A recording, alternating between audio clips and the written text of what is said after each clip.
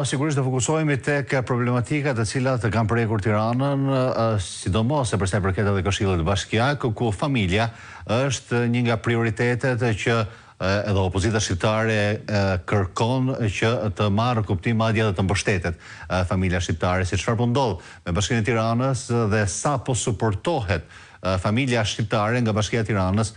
Do ta diskutojmë këtë me Jonathan Panon, antar i Këshillit Bashkiak i Partisë Demokratike në Bashkinë e Tiranës. Zoti Pano, përshëndes. Zoti Marko, faleminderit për ftesën. Atëherë, po nisim me njëherë bisedën, pasi edhe kohën nuk e kemi në favorin ton. Në fakt, pyetje e prerë, çfarë po bën Bashkia e Tiranës për familjet e kryeqytetit, pasi kemi parë që është tentuar të votohen edhe disa ndryshime në Këshillin Bashkiak, lëmosha apo qofshin këto edhe bonuse për ata të cilët nuk e paguajnë dot qeran. Sa reale janë këto dhe cila është nisma e Bashkisë? Shiko, për të thënë vërtetën, një nga kërkesat që ne si grup demokrat kemi patur për më shumë se sa 2 vite tashmë, është afrimi i bonusit qeras për familjet të cilat janë të pamundura që të paguajnë qeran në tregun e lirë, me vlerat reale që kemi në treg, sepse ne kemi diskutuar dhe herë të tjera së bashku që qeraja është vajonte nga 190.000 lekë të vjetra në muaj deri në masën e 220.000 lekë të vjetra në muaj për familje deri në 5 veta në një familje. Kemi arritur çmimet e qerave në Tiranë, 250 euro në muaj janë të pakta apo inekzistente që janë 450 e sipër. Është e vërtet. Dhe me ato çmime nuk mund të merret dot as në Kamës, dhe as duhet shkojnë në Vor. Kemi arritur që të bëjmë një indeksim dhe një ndryshim të vlerave të qeras, që kemi arritur deri në masën e 450.000 lekë të vjetra në muaj për familje, të cilat do të vinë si ndihmë për familjet të cilat nuk kanë mundësi të paguajnë qeran në tregun e lirë. Gjithashtu një pikë të cilën ne pa diskutim që parimisht jemi pro janë kredita buta për çiftet të cilat duan të përfitojnë një kredi dhe interesat e kredisë të subvencionohen nga Bashkia e Tiranës.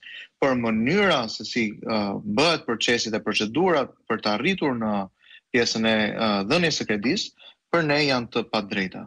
A dini që këtë vit përsërisht, viti i radhës, që të gjitha çiftet heteroseksuale janë të diskriminuara në Bashkinë e Tiranës.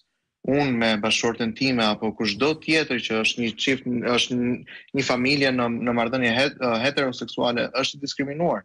Pse? Sepse nëse unë me gruan time aplikojmë për të marrë një kredit butë nëpërmjet Bashkisë Tiranës, dhe kemi të njëjtin sistem piksimi, pra kemi të njëjtat ardhurat, kemi të njëjta kushte sociale, kemi të njëjta kushtet ekonomike.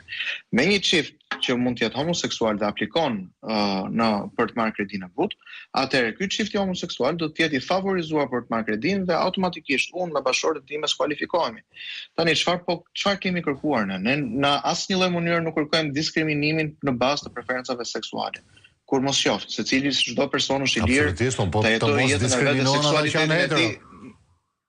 Pa diskutim. Por, në momentin që ti vendos preferencat e një personi tjetër mbi atë që Zoti na ka dhënë për familjen tradicionale, këtu ne kemi një problem.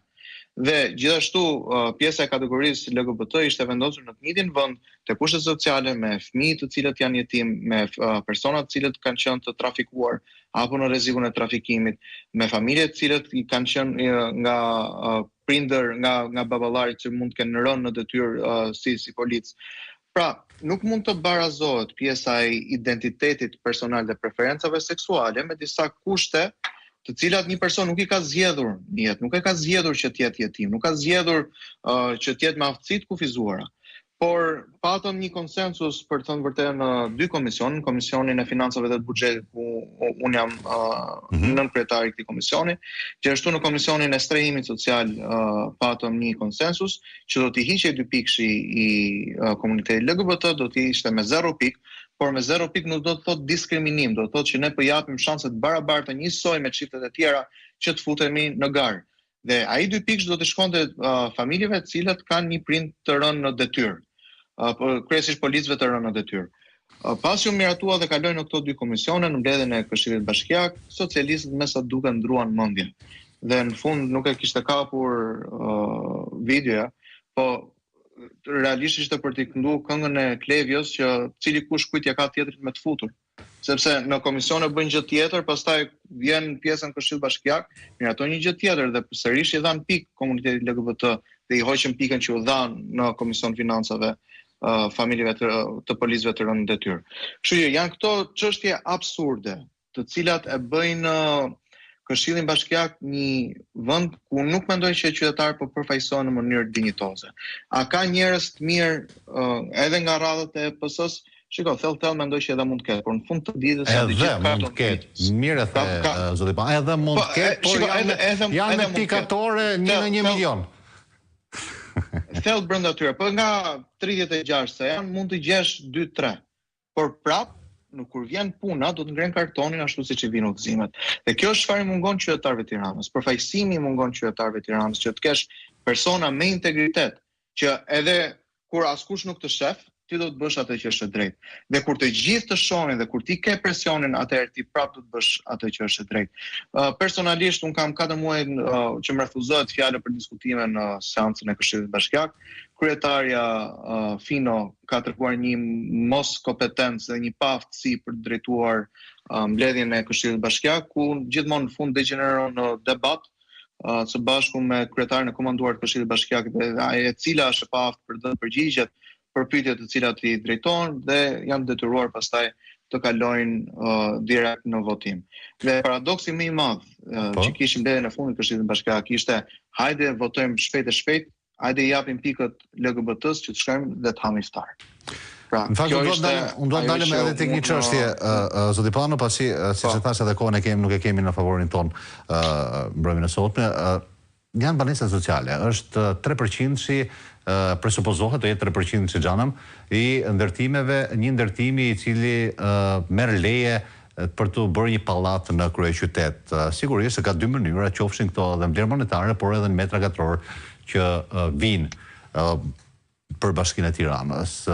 Nuk e di se si është raporti tashmë në vlerë monetare apo në metra katror, por në rastin kur ka patur metra katror, janë kompensuar realisht dhe a ka hapësira sociale për të ardhur në ndihmë çifteve të reja, një çifti i cili mund të vi nga rrethinat apo tenton të krijojë familje, pra të ndihmohet qoftë me banesa sociale. Shkurt, a ka banesa sociale dhe nëse jo, ku kanë shkuar parat apo ku kanë shkuar metrat katror? Shiko, kjo është një pyetje të cilën ne e shtrojmë çdo mbledhje të Këshillit Bashkiak dhe është një përgjigje e cilës ne nuk e marrim asnjëherë. Sepse ne shikojmë tani që është bërë mundësia që atë 3% bashkia ose merr në vlerë monetare ose merr në metër katror, ne mund të shikojmë vetëm në për buxhetet vlerën monetare, por nuk mund të shikojmë sa metra katror realisht kanë kaluar nga ndërtuesi tek bashkia. Pritet në pronësitë të bashkisë. Pritet dhe thuhet që do të fillojnë sërish ndërtimi i banesave sociale, por nuk ka ende një datë.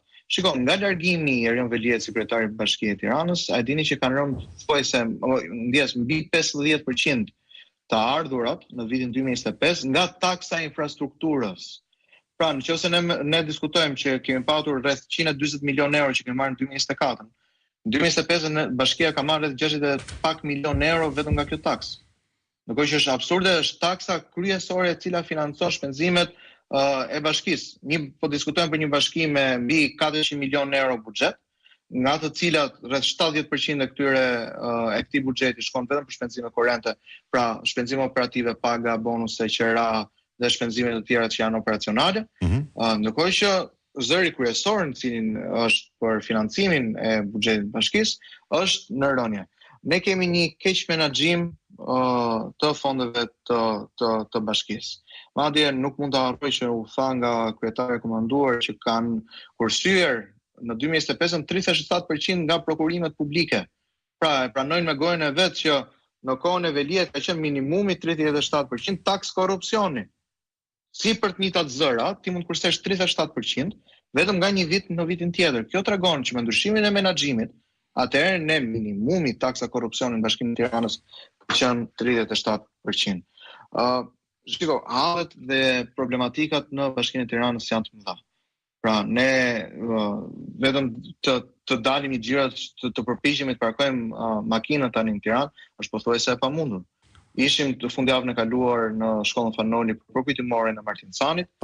Nuk ishte asnjë vend ku të liej makinën. Vetë bashkia që sjell, edhe është histori personale, vetë bashkia që sjell stolin për ta vendosur në shkollë, pas shumë diskutimeve, pas shumë kërkesave, pas shumë debateve. Në gjithë rreze 15 minuta ecje me këmbë nga shkolla Fanoli, nuk ishte asnjë parkim, je i detyruar që ta lësh makinën në krah të shkollës. Bashkia që vjen sjell stolin, është bashkia pastaj që vjen dhe dëgjobit me 30.000 lekë. Pra, ky është paradoksi që të nxjihet jeta në këtë qytet, që ti mendon kur do të ketë një ndryshim. Dhe thjesht për ta kaluar pak këtë si diskutim, sot po shikoja Polymarket, i cila është një platformë ndërkombëtare ku ka probabilitete, vendosen edhe në bazë të eventeve të ndryshme, për shembull për Trumpin, për Iranin. Është hapur një bazë i ri për sa i përket qeverisë së Edi Ramës. Nuk e din nëse jeni në dieni ose jo. Dhe pyetja është, a do ta mbyllë Edi Rama vitin 2026 si kryeministër i Shqipërisë? Dhe ka shkuar 48% është shansi që Edi Rama do ta mbylli si kryeministër i Shqipërisë. Pra ka një probabilitet më të lartë tani në arenën ndërkombëtare të basteve që Edi Rama nuk do ta mbylli si kryeministër vitin 2026. Dhe kemi një rritje drastike nga ora 2 mbasdites, kemi një rritje me 11% deri në këtë moment, duket që tregu po gëllon dhe tregu është shumë interesuar dhe gjithashtu për politikën shqiptare. Por nuk mund të ketë në asnjë vend stabil dhe në asnjë vend normal ku të fillojnë të vendosen baste mbi stabilitetin e qeverisë dhe akoma më shumë a do ta mbylli kryeministri vitin në detyrë apo jo. Sigurisht, të bëj edhe një batut fundit për sa i përket edhe basit, mund të luhet edhe blofi, rritet koeficienti dhe shkojnë para dëm. Panot, falenderoj që ishe me mua. Faleminderit ju. Këtë prej kemi ardhur në fund edhe emisionit e kësaj jave, Syri Digital, bashkë ndajmë këtu dhe ritakomi javën e ardhshme.